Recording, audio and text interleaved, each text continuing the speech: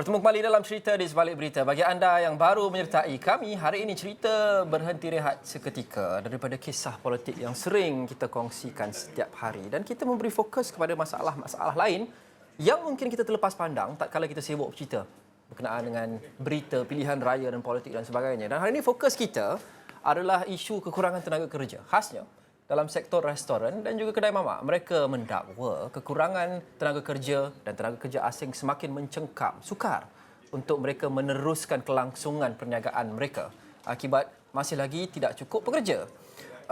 Dan kita berbincang berkenaan dengan pelbagai perspektif. Tapi kali ini kita mahu lihat kepada penyelesaian luar kotak yang diambil oleh sesetengah pengusaha kedai, khasnya pengusaha kedai mamak, untuk berdepan dengan kekurangan pekerja ini. Antaranya, mungkin mamak anda akan diganti dengan robot selepas ini. Teh tarik anda akan dibawa oleh robot.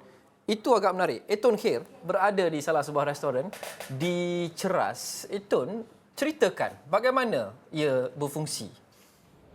Ya. Okey, baik. Terima kasih Lokman di studio. Okey, baik, sebenarnya saya sekarang berada di Q Bistro Ceras, di mana sebenarnya dekat sini ada beberapa inisiatif menarik sebenarnya yang saya boleh katakan di sini ada namanya Bella Bot.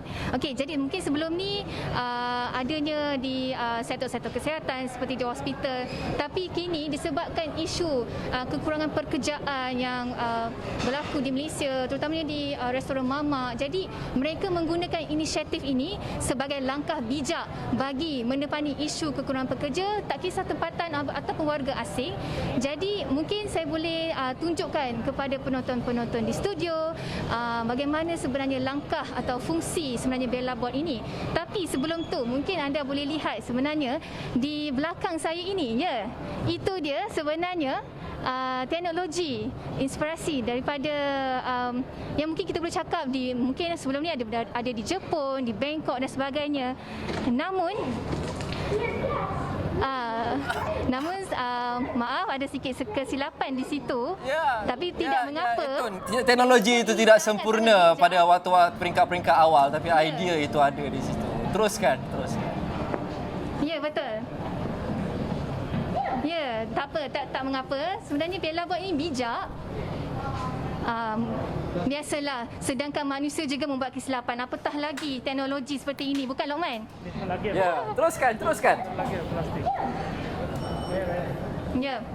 Okey, baik. Okey, mungkin seperti Okey. Etun, ceritakan kepada kami berkenaan dengan robot itu. Apa yang robot itu mampu lakukan? Tak mengapa. Ya. Okey, sebenarnya antara keistimewaan Bella Bot ini, selain dia boleh hantar makanan dengan adanya komponen-komponen di struktur di Bella Bot itu, di inisiatif ini sebenarnya Bella Bot ini juga boleh ada inisiatif lain. Dia boleh menyanyikan lagu Happy Birthday. Mungkin apa yang saya boleh katakan sebenarnya itu juga antara tarikan utama juga di restoran mamak ini. Lebih-lagi untuk kanak-kanak untuk datang ke sini, kan? Okey, jadi kita teruskan saja. Mungkin kita boleh interview pengurus operasi franchise Q Bistro, iaitu Muhammad Ubaidah Abdul Karim. Jadi soalan pertama saya lah, adakah pelayan robot ni sekadar penyelesaian sementara ataupun ini sebenarnya cukup bagus sebenarnya untuk menggantikan kaki tangan pekerja kerja manusia di Malaysia ini sebenarnya? Okey, kalau lihat sebenarnya memang perancangan kita ni adalah salah satunya memang sebagai apa dia panggil kaedah sementara sebenarnya untuk mengganti di saat kami kekurangan pekerja. Okey, kan kalau dilihat sebenarnya kemampuan robot ni sebenarnya limited. Dia tak seperti macam mana pekerja, mana manusia yang boleh interaksi, boleh bercakap dengan pelanggan. So sebenarnya kalau lihat sebenarnya dia ada kekurangan dan juga kelebihan dia yang tertentu. Okey. Jadi soalan saya macam bagaimana sebenarnya restoran menggunakan pelayan robot macam ni? Adakah bekalan sudah tersedia? Adakah ia juga sebenarnya melibatkan kos yang tinggi? Okey. Kalau mengikut keadaan sekarang ni lah, sebenarnya permintaan robot sebenarnya sangat tinggi. Okay, so kalau nak menempah tu memang mengambil sedikit masa. And then also dari segi harga tu boleh dikatakan harganya agak mahal, lebih kurang dalam RM54,000, tetapi untuk jangka masa panjang sebenarnya adalah dia menjimatkan dari segi kos operasi. Baik, terima kasih Encik Ubaidah. Okey, sama. Okey, itulah penerangan daripada pengurus operasi di Q Bistro ini, dan apa yang saya boleh katakan lagi, sebenarnya robotik BellaBot ini boleh. Okey, baik. Robotik BellaBot telah kembali. Dia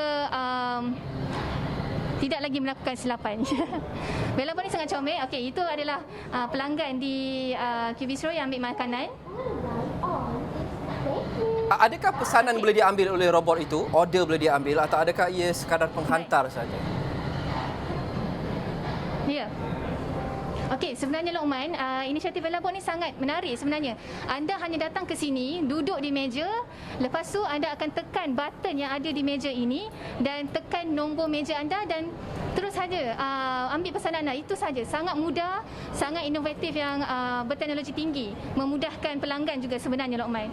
Dan apa yang saya boleh katakan sebenarnya, teknologi ini dia memang terhad seperti apa yang dikatakan oleh Encik Ubaidah. Tapi sebenarnya walaupun terhad, namun inisiatif ini sebenarnya mungkin kita lebih untuk menjurus kepada ke arah global sebenarnya. Meskipun ya, betul kita adakan inisiatif kerana kekurangan isu pekerja dan sebagainya, namun ia ada satu langkah yang bijak sebenarnya Lokman. Dan apa yang saya boleh katakan lagi, BellaBot ini harga satu BellaBot ini sebenarnya adalah RM54,000 setiap satu. Okey, dan Q Bistro ini mempunyai ada di Ceras, di Puchong, Damansara, TTDI dan SS15, dan di satu outlet ini ada 2 atau 3 robotik. Okey, baik. Baik. Ya. Comel robot itu. Sekarang ini robotik datang. Dia hantar makanan pula. Dia hantar mi goreng. Ya. Saya ingat Eton juga pernah membuat liputan. Robot yang serupa dengan ini digunakan di hospital untuk membawa bekalan ubat-ubatan dan juga makanan. Adakah ini robot yang sama dan fungsinya juga sama? Ya, betul Lokman. BellaBot ni lah yang saya nyanyi lagu Happy Birthday masa di Sunway Hospital tu.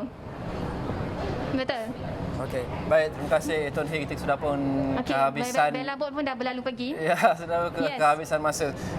Light moment di situ menarik untuk kita melihat pendekatan inovatif di luar kotak yang kita gunakan untuk menyelesaikan isu-isu tenaga yang besar seperti isu tenaga kerja ini. Memang tidak ada apa yang sempurna, khasnya di peringkat awal seperti Eton sebut sebentar tadi.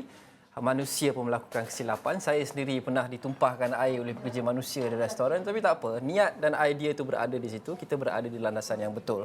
Dan sudah tiba masa kita fikirkan penyelesaian yang inovatif untuk menyelesaikan krisis-krisis atau isu-isu yang sedia ada. Jadi pada anda di luar sana, khasnya yang selalu mengunjungi restoran, kedai makan ataupun kedai mamak, jangan terkejut selepas ini mungkin anda akan dihidangkan teh tarik atau Milo Ais anda oleh robot. Sebuah robot. Itulah IR 4.0 katanya. Itu saja untuk cerita di sebalik berita hari ini. Terima kasih kerana menonton. Saya Luqman Haris. Assalamualaikum dan salam hormat.